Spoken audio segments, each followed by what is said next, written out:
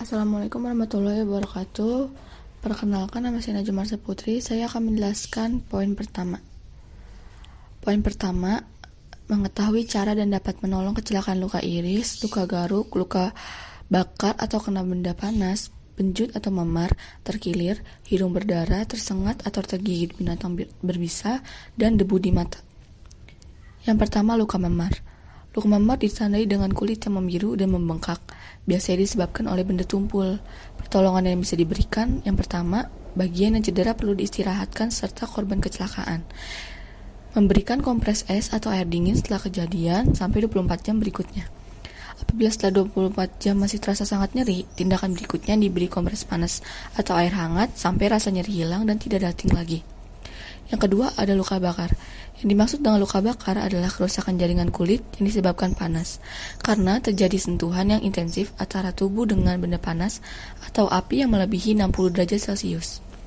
Dasar pertolongan yang harus diambil adalah jauhkan sumber panas dari tubuh, rendam bagian terbakar dengan air dingin, atau dikompres dengan handuk yang direndam air, es, atau air dingin, tutup dengan sofratula atau oleskan obat sebangsa lemak, Buzalf steril, lever, Transalf.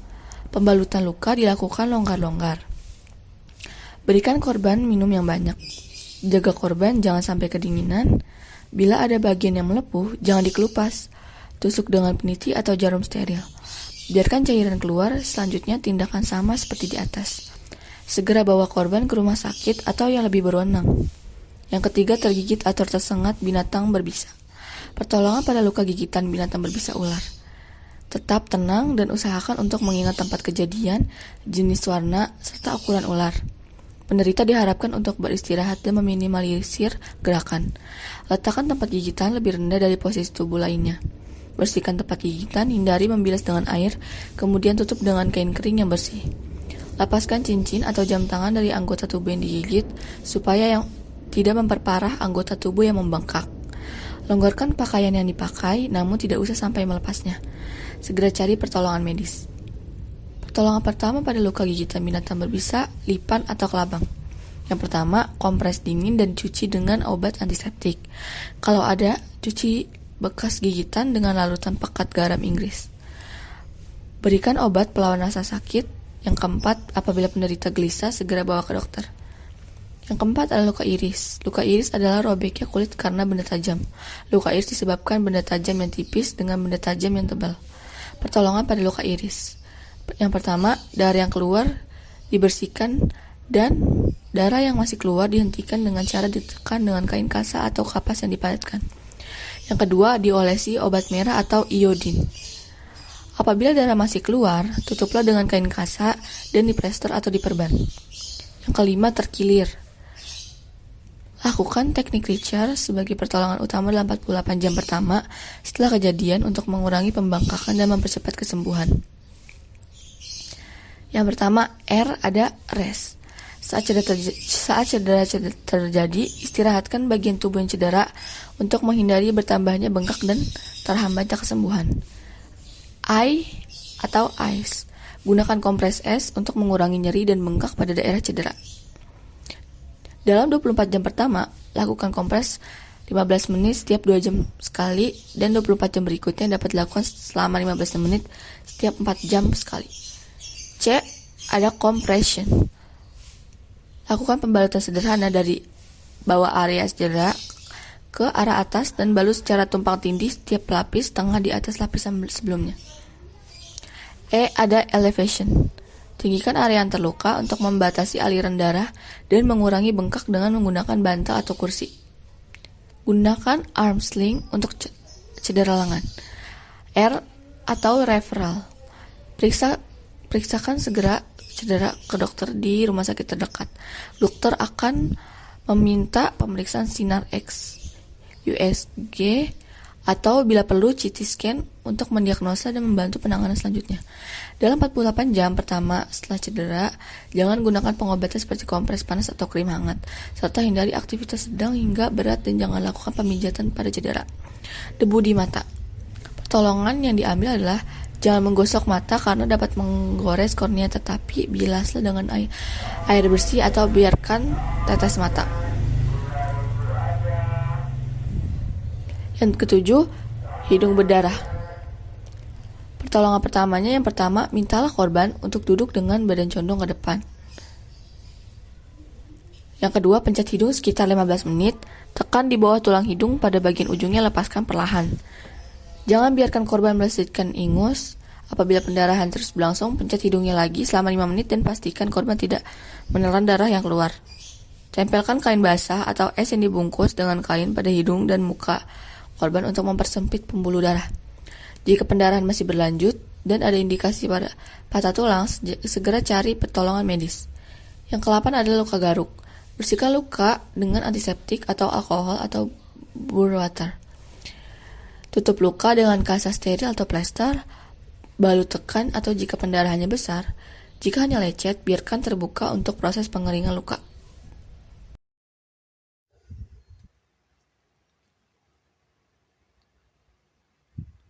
Poin 2.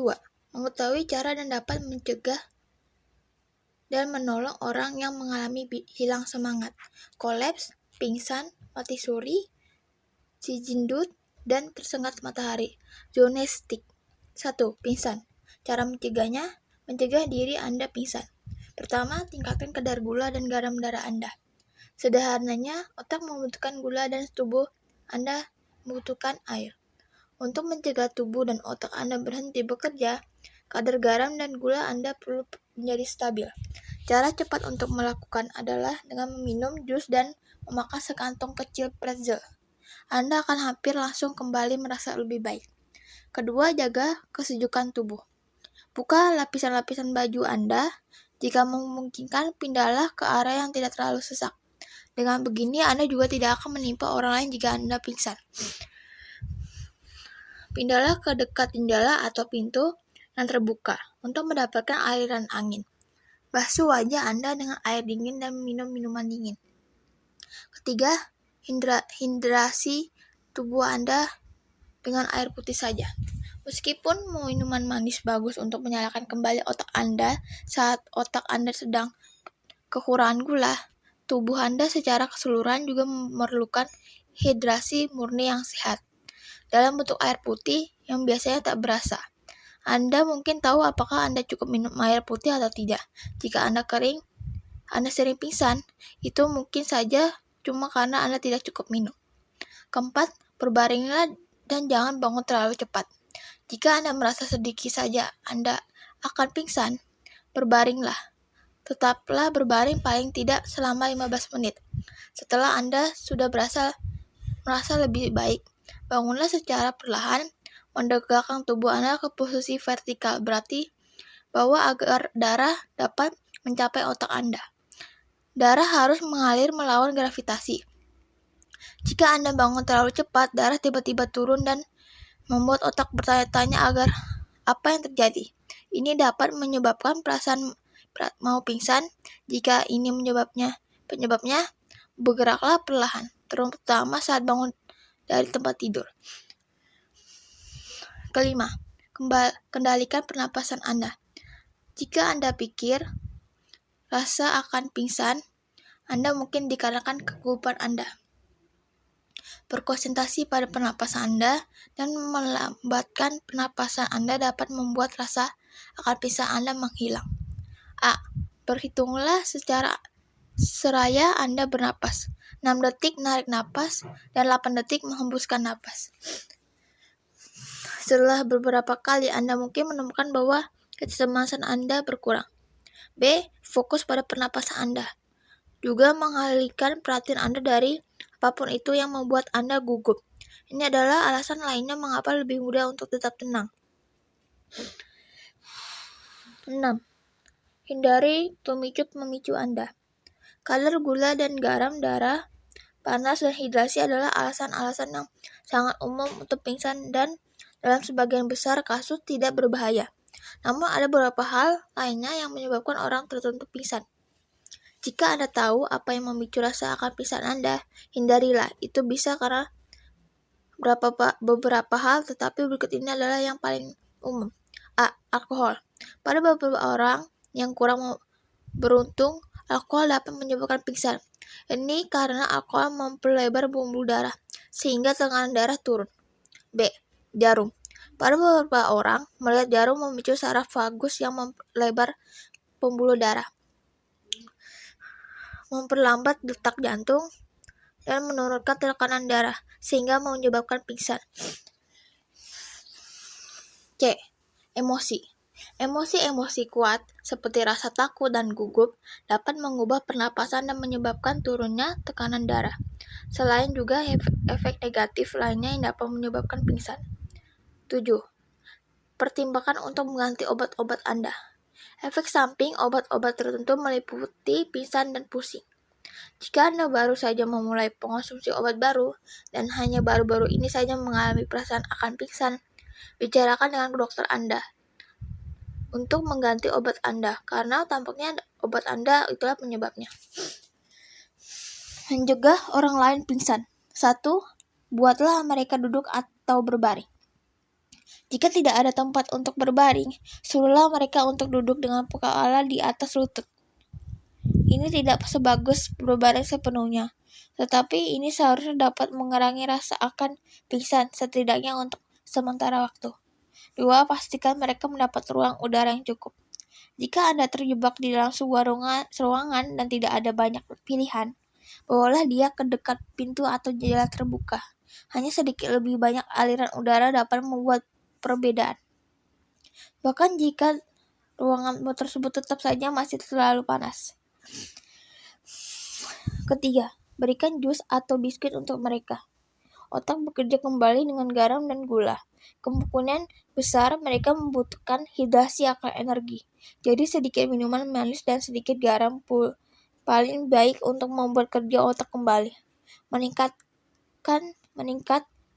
Bantu mereka minum dan makan jika perlu. Mereka mungkin tidak cukup kuat untuk makan dan minum. 4. Bantu mereka tetap tenang. Orang yang berpingsan untuk pertama kalinya kemungkinan akan menjadi takut dengan apa yang mereka rasakan. Pandangan mereka mungkin menjadi kabur, tidak mampu mendengar dengan benar, dan mungkin juga kesulitan berdiri. Tahap ini adalah berlangsung beberapa menit sebelum pingsan, atau sampai perasaan akan pingsan hilang.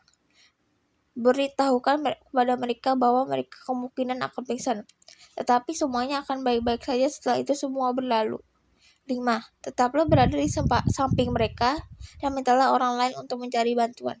Melainkan mintalah bantuan yang orang lain. Bahkan jika itu orang yang tidak Anda kenal yang berada 15,2 meter dari Anda. Katakan padanya bahwa orang yang bersama Anda merasa akan pingsan. Dia dapat mencari seseorang dalam gedung di dekat Anda, dan berharapannya dapat membawakan air dan camilan. Selain itu, menghubungi siapapun yang perlu dihubungi, dalam kurung orang tua, dokter, dan lain-lain. Menangani rasa akan pingsan. 1. Tegangkan otot-otot lengan dan kaki Anda. Berjongkoklah, jaga keseimbangan Anda dengan bantuan dinding untuk berjaga-jaga. Regangkan otot-otot kaki Anda berulang kali. Lipat kedua tangan Anda di depan Anda dan tegangkan otot-otot lengan Anda berulang kali. Cobalah ini beberapa kali. Jika tampaknya tidak bekerja, berbaringlah. 2. Pertimbangkan untuk melakukan latihan bersandar. Cobalah untuk melakukan latihan ini dalam jangka waktu yang semakin lama, sampai Anda dapat melakukan selama sekitar 20 menit tanpa merasa akan pingsan. Ini adalah latihan yang Anda lakukan secara bertahap seiring waktu. Untuk mencegah datangnya rasa akan pingsan, ini bukan untuk digunakan hanya untuk satu saat mendesak saja. 3. Makan sesuatu yang asin seperti biskuit. Jika Anda bisa, ambillah camilan asin untuk Anda makan. Sebagian alternatif, mintalah seseorang di dekat Anda untuk mengambilkan Anda camilan. Beritahu dia bahwa Anda merasakan pingsan. Jika pingsan Anda hal yang biasa terjadi pada Anda, bawalah selalu camilan bersama Anda untuk mengatasi situasi seperti ini. 4. Jika rasa Anda pingsan tidak juga hilang, menjauhlah dari benda-benda yang dapat melukai Anda. 5. Beritahu seseorang untuk mencari bantuan. Jika Anda berada di sekolah atau tempat umum. Beritahu orang yang berada paling dekat dengan Anda bahwa Anda merasakan pisan dan meminta mereka untuk mencari bantuan. Idealnya seseorang akan membawakan Anda cemilan dan air dan membantu Anda menangani situasi saat Anda sadar kembali.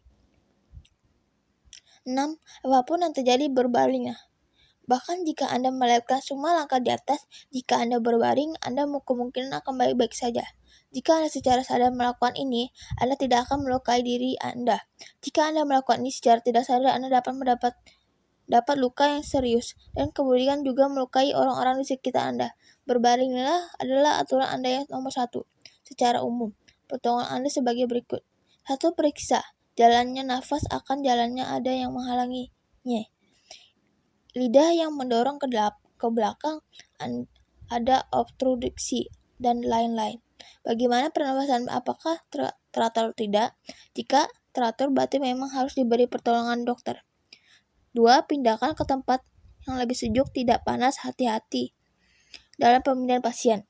Jika ada cedera kepala atau leher maka proses pemindahan pasien Mengetahui letak urat-urat nadi bukan menjadi pilihan tindakan. Mengetahui kita. cara penghentian 3. pendarahan. Baringkan pasien dengan Pendarahan kaki sedikit urat lebih tinggi daripada kepala. 1. Hal ini urat nadi dimaksudkan terpenting. agar aliran darah Pertama, ke bagian lebih arteri lancar. radialis. Jika dalam ASI, tangan.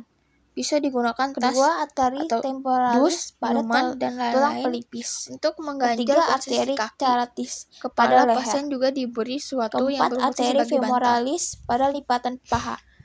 Kelima, arteri Jangan dorsalis menghubungi pedis pasien karena akan pada menghalangi punggung kaki. aliran udara. Keenam, 5. arteri Jika sudah politella sadar pada dan nafas lipatan sudah lutut. berteratur, bisa diberikan Ketujuh, permen, arteri brachialis preparat, pada glukosa, lipatan siku. atau teh manis. Kedelapan, ictus 6. Amati cordis keadaan pada umum dinding pasien. iga. Jika Kedua, perlu pertolongan lebih, segera bawa ke cara dokter atau rumah penghentian sakit. pendarahan 2. Tersengat nadi. sinar matahari. 1. Penekanan di Cara tempat mencegah sumber kulit pendarahan. tersengat sinar Cara matahari. yang terbaik pada A. umumnya Hindari yaitu untuk dengan keluar ruangan menggunakan pada pukul 11 kasa siang steril hingga pukul Bisa 3 juga sore. dengan Di kain antara bersih. waktu tersebut, dan melakukan saat tekankan pada tempat mana pendarahan. matahari bersinar Selama dengan dalam sangat terik. perjalanan, B. Jika bagian yang terpaksa mengalami harus pendarahan keluar ruangan diangkat pada lebih tinggi waktu dari letak tersebut. jantung. Kedua, Kedua, pakailah penekanan pakaian yang bisa tourniquet. melindungi tubuh dari sengatan Tourniquet sinar merupakan matahari.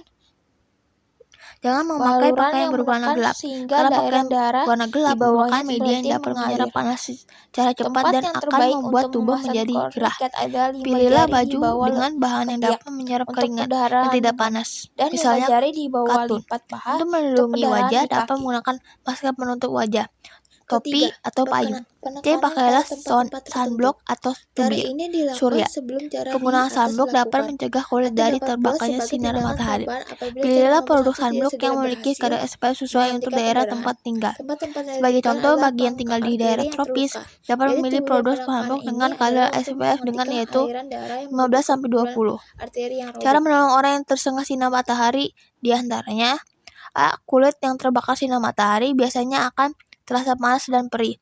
Tindakan awal yang bisa dilakukan jika kulit terbakar sinar matahari adalah dengan mencelupkan kain ke dalam air dingin atau es. Kemudian, kain tersebut ditempelkan pada kulit yang terbakar. Jangan menempelkan air dingin atau es secara langsung ke kulit yang terbakar sinar matahari, karena hal tersebut hanya akan memperparah luka bakarnya. B.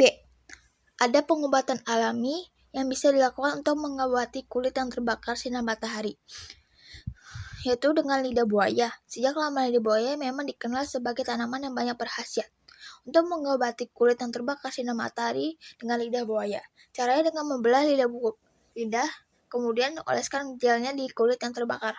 Gel lidah buaya mempunyai fungsi sebagai pengganti kompres karena memiliki sifat dingin dan memiliki kandungan kodein yang mampu mengurangi rasa sakit pada kulit yang terbakar. C. Kulit yang terbakar sinar matahari tersebut nantinya akan mengelupas. Kulit yang terkelupas tersebut merupakan bagian kulit terluar. Pada masa ini merupakan periode penyembuhan. Di saat kulit tersebut mulai melupas, bersihkan area kulit tersebut dengan menempelkan kain basah untuk mengangkat kulit mati yang terkelupas tersebut. Bisa juga menggunakan lotion untuk melembabkan kulit. Pilihlah lotion dengan kandungan ringan agar tidak menimbulkan iritasi di kulit. D. Hindarkan kulit yang terbakar sinar matahari tersebut dari sengatan sinar matahari kembali. Jika masih luka dan terkena Sengaja sinar matahari kembali, proses penyembuhannya akan memakan waktu yang lebih lama. 3. Mati suri. Sidut. Cara menolongnya, meminta bantuan kepada orang sekitar, menghubungi layanan darurat. Poin 3. Mengetahui cara dan dapat menggunakan dengan benar dan rapi pembalut segitiga, mitela, dan pembalut panjang Zwaapcel Verban untuk luka di jari, lengan, tangan, kepala, lutut, dan betis. Yang pertama, pembalut segitiga atau mitela. Dalam P3K, mitela sangat banyak gunanya. Mitela terbuat dari kain berbentuk segitiga sama kaki dengan ukuran panjang kakinya masing-masing 75 cm. Untuk luka di lengan, Anda bisa membalutnya seperti yang ada pada gambar. Untuk luka di tangan, letakkan mitela di atas tangan, lipat menyilang ujung kanan mitela melingkari tangan ke sebelah kiri, lipat menyilang ujung kiri mitela melingkari tangan ke sebelah kanan, lipat menyilang kedua ujung mitela melingkari pergelangan tangan, lipat kembali satu lipatan pada pergelangan ke arah berlawanan. Ikatkan kedua ujung mitela atau bisa direkatkan oleh plester.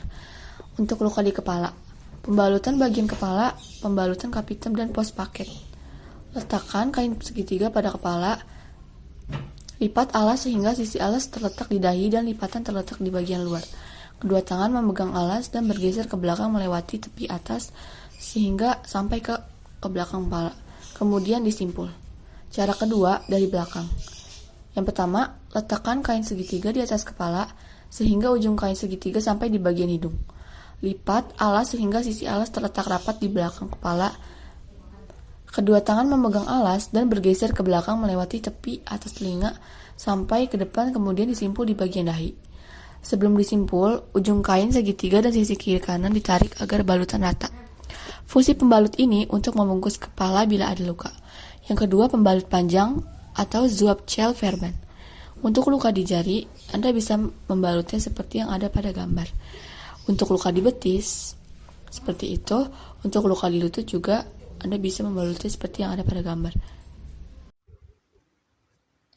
Poin 4. Mengetahui letak urat-urat nadi terpenting dan mengetahui cara penghentian pendarahan urat nadi. 1. Letak urat nadi terpenting.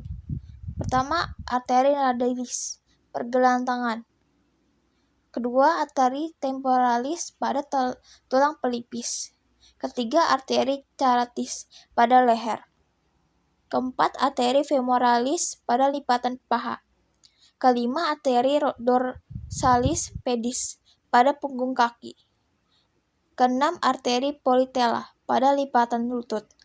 Ketujuh, arteri brachialis pada lipatan siku. Kedelapan, ictus cordis pada dinding iga.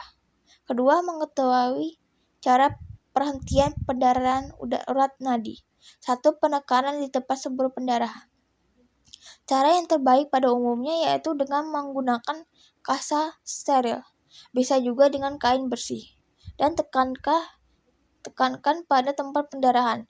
Selama dalam perjalanan, bagian yang mengalami pendarahan diangkat lebih tinggi dari letak jantung. Kedua, penekanan dengan tourniquet. Tourniquet merupakan baluran yang menekan sehingga daerah darah di bawahnya berhenti mengalir. Tempat yang terbaik untuk memasang tourniquet adalah 5 jari di bawah ketiak untuk perdarahan lengan dan 5 jari di bawah lipat paha untuk perdarahan di kaki. Ketiga, penekanan pada tempat-tempat tertentu. Cara ini dilakukan sebelum cara di atas dilakukan, atau dapat pula sebagai tindakan tambahan apabila cara nomor 1 tidak segera berhasil menghentikan pendarahan. Tempat-tempat yang ditekan adalah pangkal arteri yang terluka. Jadi tujuan penekanan ini adalah untuk menghentikan aliran darah yang menuju ke pembuluh arteri yang robek. Assalamualaikum warahmatullahi wabarakatuh. Saya Davia Puji Andayani dari kelas 11 APAP 1 akan menerangkan tentang poin 5, yaitu dapat membuat tandu darurat dengan cepat dan rapi, dan tahu serta dapat mengangkut penderita dengan berbagai cara, secara seorang diri maupun bersama dengan teman. Poin yang ke-6, mengetahui dan dapat melakukan dengan baik 2 pernafasan tiruan, Kunstmatic Ademhaling. A. CPR penekanan dada untuk dewasa dan remaja. Yang pertama, periksa kesadaran korban. Goyangkan bahu korban dengan pelan-pelan atau tanyakan, "Kau baik-baik saja?" dengan suara keras. Jika tidak ada respon, mulailah prosedur CPR segera. CPR dengan tekanan dada ideal untuk orang-orang yang tidak pernah menerima pelatihan CPR formal atau tidak yakin mengenai kemampuan melakukan CPR. Jenis CPR ini tidak melibatkan pemberian nafas buatan yang biasanya dikaitkan dengan CPR konvensional. Yang kedua, hubungi layanan darurat. Jika korban tidak memberi respon dan Anda memutuskan untuk melakukan CPR, Anda tetap harus menelepon layanan darurat sebelum melakukan hal lain. CPR dapat menyelamatkan nyawa seseorang, tetapi hanya boleh dianggap sebagai solusi sementara menunggu tenaga medis datang dengan peralatan memadai.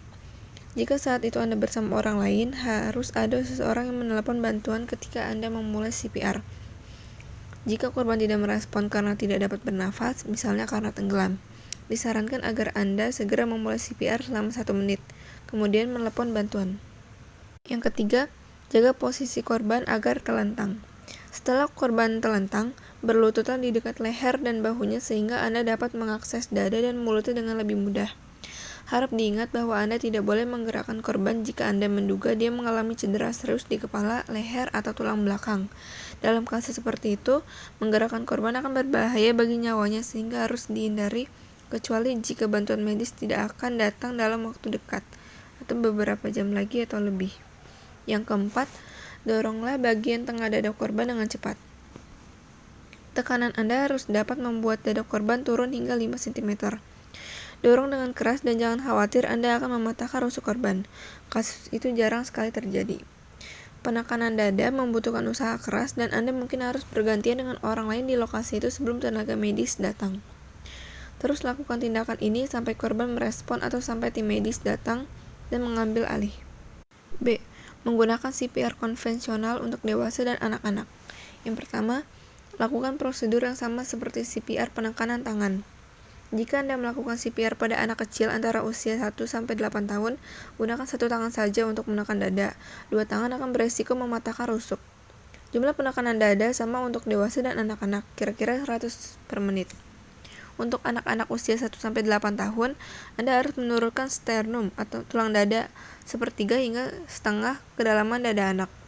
Jika Anda telah menerima pelatihan CPR, lakukan penekanan dada 30 kali saja sebelum melanjutkan ke pemberian nafas buatan. Yang kedua, lanjutkan dengan membuka saluran nafas korban. Amati nafas korban selama 5-10 detik. Lihat jika ada gerakan dada, dengarkan nafasnya, dan perhatikan apakah nafas korban terasa di pipi atau telinga Anda. Perhatikan bahwa nafas tengah tidak dianggap sebagai nafas normal. Jika korban bernafas, Anda tidak perlu memberi pernapasan buatan. Akan tetapi, jika korban masih tidak bernafas, lanjutkan dengan CPR pernapasan mulut ke mulut. 3. Tempatkan mulut di mulut korban. Pemberian nafas buatan juga bisa dilakukan dari mulut ke hidung jika mulut korban cedera serius atau tidak dapat dibuka. Yang keempat, mulailah dengan 2 nafas buatan. 1 siklus CPR konvensional untuk dewasa dan anak-anak adalah sekitar 30 kali penekanan dada dan 2 nafas buatan. Jika Anda melakukan CPR pada anak berusia 1-8 tahun, Anda dapat meniupkan nafas lebih pelan ke dadanya. Yang kelima, ulangi siklus jika diperlukan. Tidak ada pengecualian peraturan untuk korban dewasa. Jika korban tidak merespon karena tenggelam atau tercekik, lakukan CPR selama 1 menit sebelum menghubungi layanan darurat. Menghubungi layanan darurat akan memanggil para medis ke lokasi. Biasanya, operator juga dapat membimbing Anda untuk melakukan CPR. Poin ke-7. Mempunyai pengetahuan tentang obat-obatan atau ramuan yang dapat digunakan untuk pertolongan pertama pada kecelakaan. Yang pertama, CTM. Obat ini digunakan untuk penderita alergi, susah tidur, atau obat tidur dan pilek. Yang kedua, betadine. Obat ini adalah antiseptik yang digunakan untuk obat luka luar. Yang ketiga, povidone. Obat ini adalah antiseptik yang digunakan untuk obat luka luar. Yang keempat, neonapasin. Obat ini digunakan untuk penderita asma dan sesak nafas.